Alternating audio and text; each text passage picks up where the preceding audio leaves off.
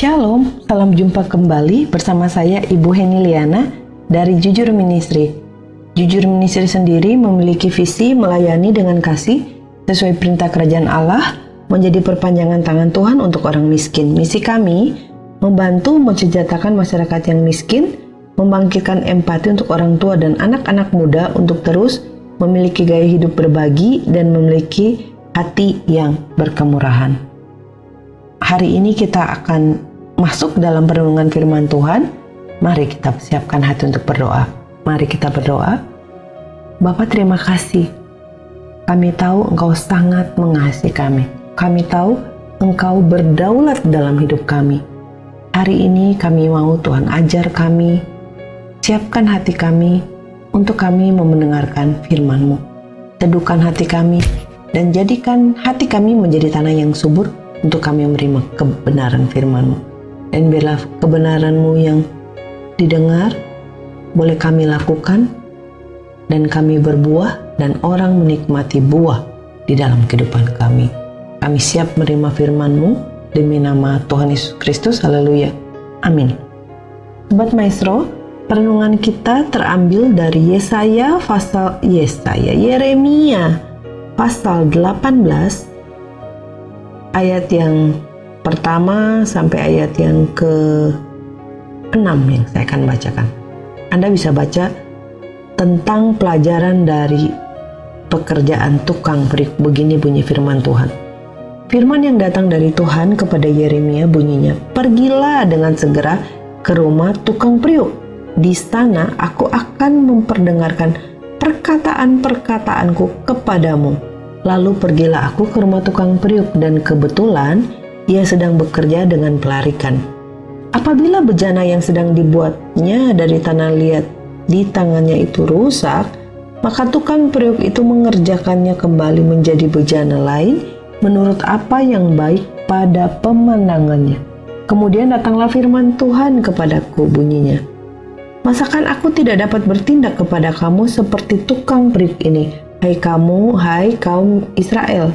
Demikianlah firman Tuhan, sesungguhnya seperti tanah liat di tangan tukang periuk, demikianlah kamu di tanganku, hai kaum Israel." Sobat Maestro, hari ini perenungan kita tuh bertemakan rela untuk dibentuk oleh Tuhan. Yeremia diajarin oleh Tuhan, kamu pergi hari ini ke tukang periuk, di sana aku akan bicara.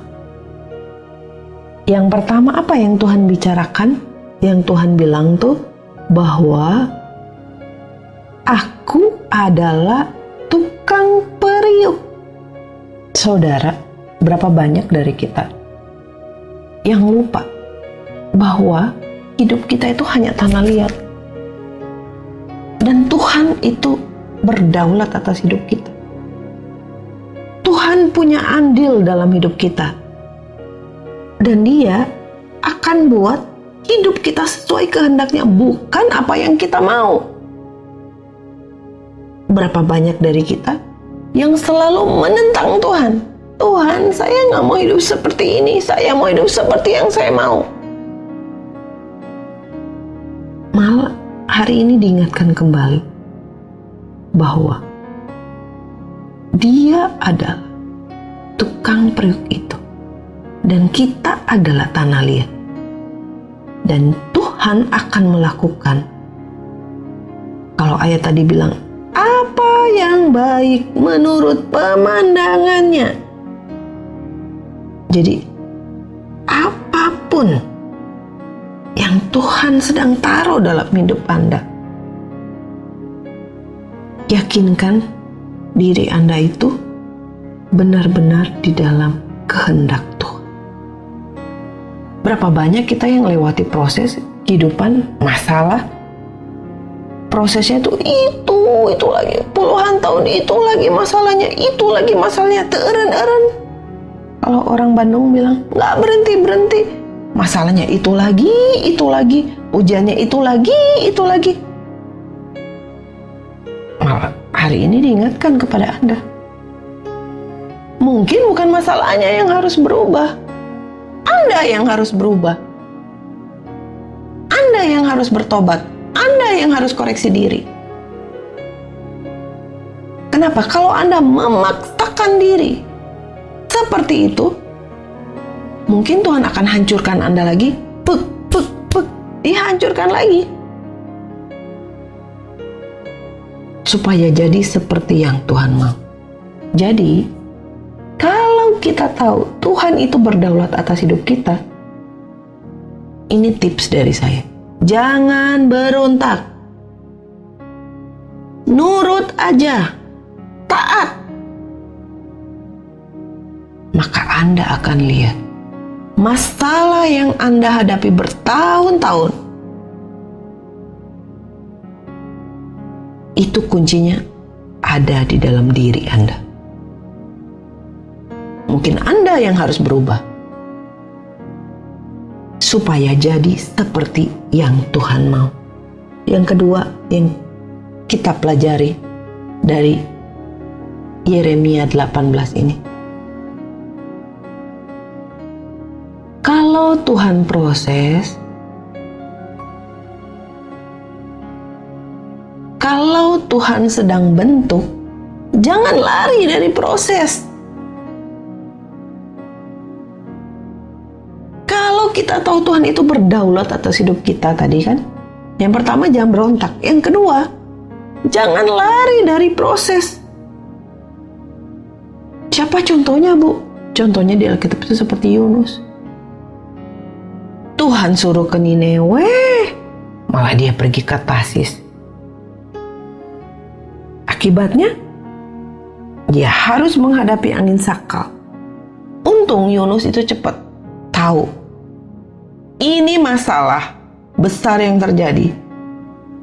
Bisa mengakibatkan banyak orang kehilangan nyawanya. Dia tahu, ini masalahnya gara-gara saya. Dan dia bilang, lemparkan saya ke laut. Maka kamu akan lihat ini, angin sakal ini akan tenang. Betul, pas dilempar, dia langsung dimakan oleh ikan besar. Ditulisnya seperti itu ya di Alkitab. Dan mereka selamat. Saudara, berapa banyak pada saat pembentukan Tuhan, itu kita lari dari proses. Kabur! Sembunyi! Hari ini firman Tuhan mengingatkan, pada saat Anda diproses oleh Tuhan, berani untuk menghadapi proses itu. Bukan berani yang tidak benar, tapi berani bersama Tuhan di dalam kebenaran. Bilang sama Tuhan, Tuhan, ini aku. Tuhan berurusan dengan saya. Apakah Anda istri? Apakah Anda suami? Anda harus datang sama Tuhan. Datang berdoa kepada Tuhan. Itu yang Yunus lakukan di dalam perut ikan. Dia berdoa. Kalau orang yang mau menghadapi proses itu, dia akan datang sama Tuhan. Dan dia bilang, Tuhan ini loh gini. Dia jelasin. Dan dia tidak lari dari proses Tuhan. Kenapa?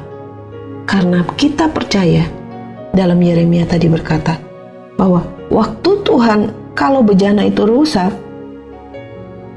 itu akan Tuhan bentuk lagi menjadi lebih indah menurut pemandangan Tuhan. Mari renungan singkat ini, mari pada saat kita diproses oleh Tuhan, relakan hatimu untuk dibentuk. Jangan berontak, jangan suka lari dari proses, kabur. Jangan. Mari kita menghadapinya bersama Tuhan. Karena Tuhan Yesus itu sungguh-sungguh mencintai kita lebih daripada apapun. Kenapa? Buktinya, Dia sudah memberikan nyawanya bagi kita. Bapa, terima kasih kami sudah mendengarkan kebenaran-Mu. Biar kiranya setiap kami jadi pribadi yang mau dan rela dibentuk oleh Tuhan. Demi nama Tuhan Yesus Kristus, haleluya, amin. Kami dari Jujur Ministry mengucapkan terima kasih. Bersama Tuhan bisa